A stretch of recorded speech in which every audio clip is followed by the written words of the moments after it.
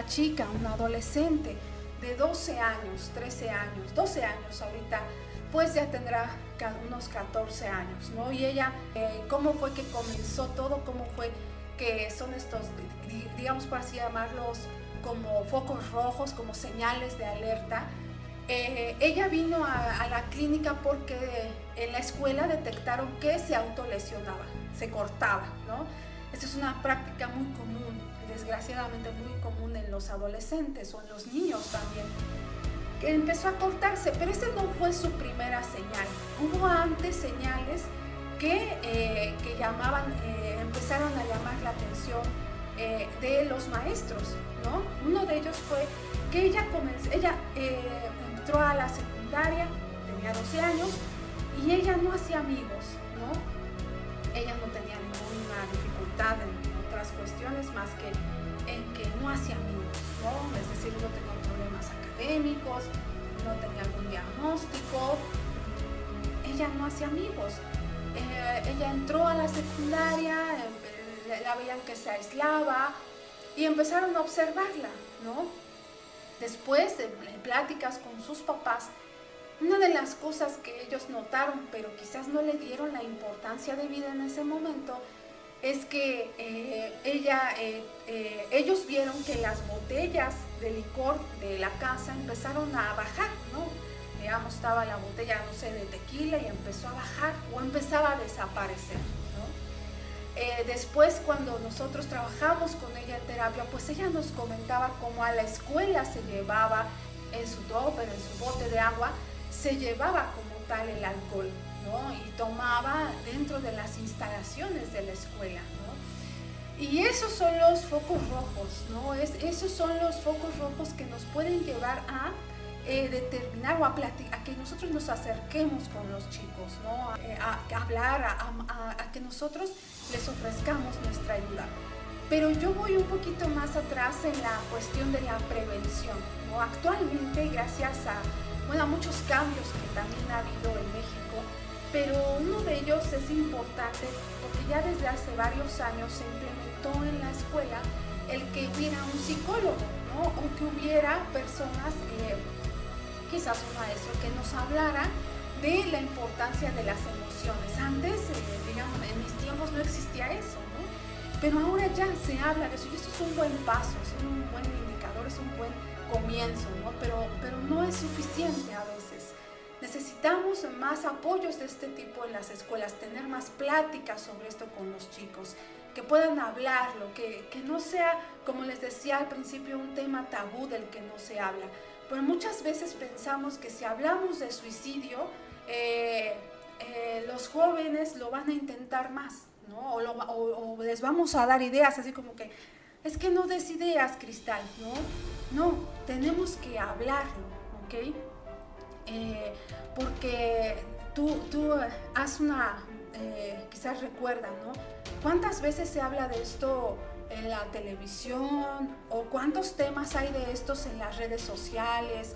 Quizás en Instagram, en TikTok o en Facebook, ver profesionistas o personas hablando del tema. Casi no lo hay, ¿no? ¿Y por qué? Porque es una situación, una cuestión de miedo en el que si hablamos, las personas lo van a intentar. Esto sí tiene una base, ¿no? Hace muchísimos años existió un libro en el que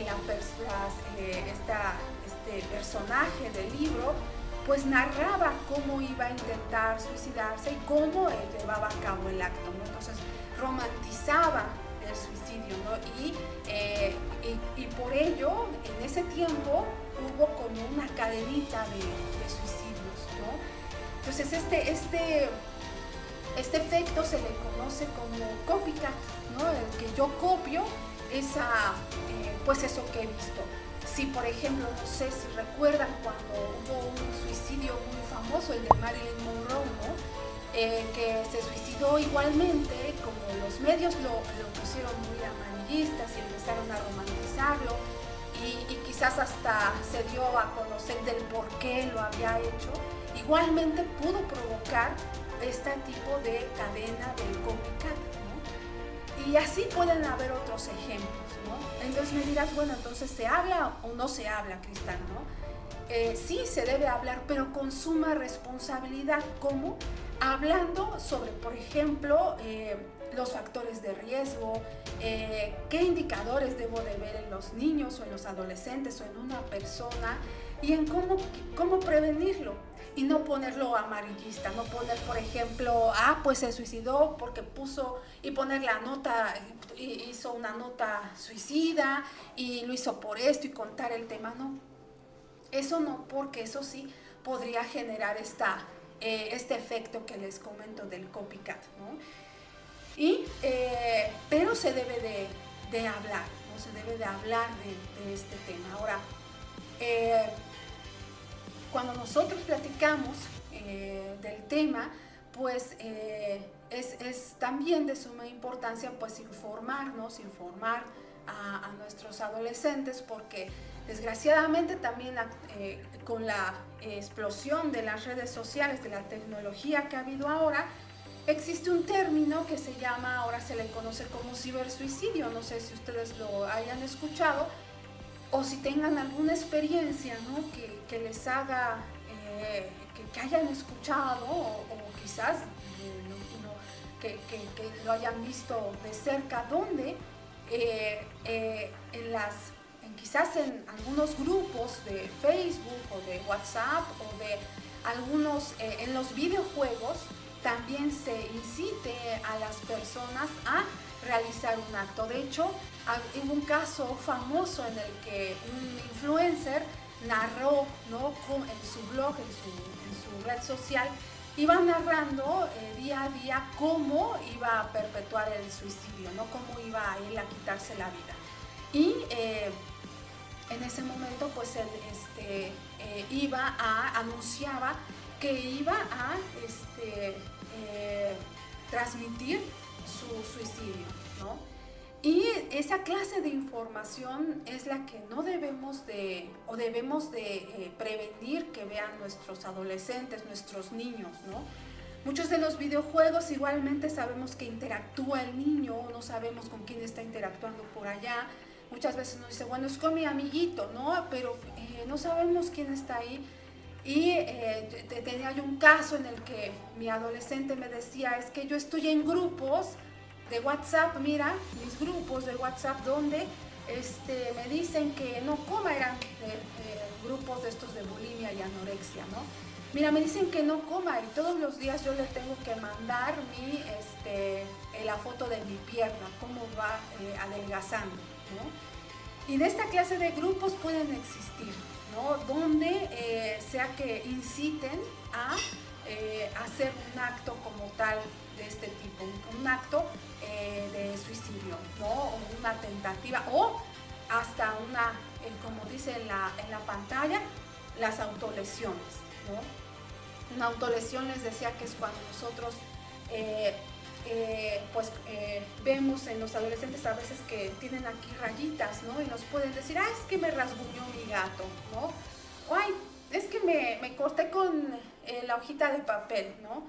Pero son esas marcas que se hacen porque, bueno, los chicos o los niños, les decía, pueden hacerse cortes, y una autolesión, pues, es a propósito. El chico se corta a propósito, y esto indica que el joven, el adolescente, el niño, no está manejando correctamente sus emociones, ¿no? La autolesión, el cutting, a veces los chicos lo hacen pues porque así dejo de sentir, me dicen, ¿no? Es que yo tengo un dolor muy grande, Cristal, ¿no? Me pasó esto y yo de esa manera dejo de sentirlo. Y claro, pues sí, porque se transmite pues ahora a nivel físico, ¿no? Y me dicen, bueno, y lo hago y ya, me desahogo, ¿no? Entonces, ¿qué hace el adolescente? Pues tiene una mala herramienta de cómo canalizar su dolor, ¿no? La autolesión es una conducta suicida. No siempre, no en todos los casos. Los jóvenes o los adolescentes, los niños refieren más que es por una cuestión de ya sea canalizar el dolor, de la culpa, sienten mucha culpa. Me decía una chica, es que yo siento mucha culpa porque no debo comer, porque me han dicho que estoy gorda y pues así dejo hasta de comer, ¿no? Pues me corto y ya sé que ya no voy a comer, ¿no? Y no siempre la autolesión va a ser una conducta suicida. De hecho, les decía, la Organización Mundial de la Salud también nos habla de que no en todas las veces, ¿no? Las autolesiones o el cutting te va a llevar o puede llevar a la persona, si no se trata, si no es escuchado el adolescente, si no es trabajado ese dolor, esa descarga emocional por un profesional, sí puede llevar a que el chico pues tenga una herramienta negativa de cómo canalizar sus emociones, ¿no? Entonces eso sí se ha demostrado, y que bueno, si el chico persiste en esto, pues cuando llegue a ser a la adultez, a los 20 años, 25 años, pues va a seguir siendo una herramienta, ¿no? Y va a tender a, pues, no canalizar debidamente sus emociones o a no regularlas de manera debida, ¿no? Entonces, por eso se tiene que ayudar y ver qué está pasando con esta cuestión de las autolesiones. Las autolesiones también se dan mucho, les comentaba, en la secundaria. Es algo que vienen los chicos, de verdad, vienen a la clínica, me los mandan. Y de verdad a veces es alarmante que te cuentan los chicos cómo comienzan, desde qué edad comienzan, no crean que a los 12 años empieza la adolescencia y pum, no, puede comenzar desde los 10 años, puede comenzar también a los 10 años porque por alguna imitación, muchas veces la imitación de que si lo hace mi compañera o mi compañero y me dijo, mira, haz esto, y se siente el dolor, ya no sientes tu dolor, y lo comienzan desde muy pequeños, ¿no? Eso es algo alarmante, ¿no? Entonces debemos en las escuelas estar alertas a ese tipo de cuestiones, de conductas que pueden estar presentes desde pequeños, desde niños, ¿no?